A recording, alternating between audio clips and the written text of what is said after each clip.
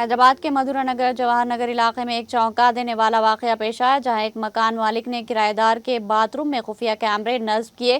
تفصیلات کے مطابق اشوک یادو نامی مکان مالک نے ایک الیکٹریشین کی مدد سے یہ کام انجام دیا۔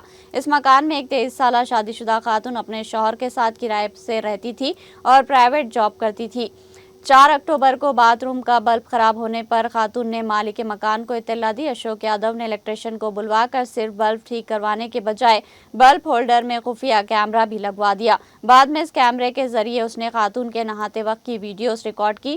13 اکتوبر کو اچانک بلب ہولڈر سے ایک اسکرو نیچے گر گیا، جس پر خاتون نے اپنے شوہر سے باتھ روم چیک کروانے کو کہا۔ ہولڈر کے اندر کیمرہ دیکھ کر شوہر حیران رہ گیا۔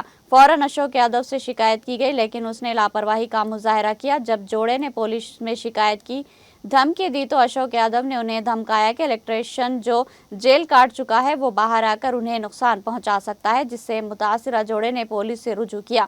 پولیس نے اشوک یادو کو حراست میں لے کر تفتیش کی، جس میں اس نے اعتراف کیا کہ خفیہ کیمرہ لگوانے کا حکم اسی نے دیا تھا۔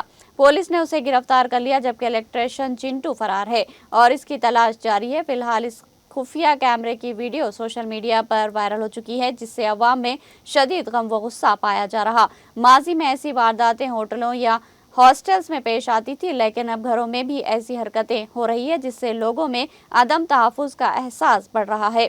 لوگوں کا کہنا ہے کہ کرائے کے مکان میں منتقل ہونے سے پہلے خاص طور پر باتھ رومز اور بیڈ رومز میں لائٹس اور ہولڈرز کی اچھی طرح جانچ کرنی چاہیے۔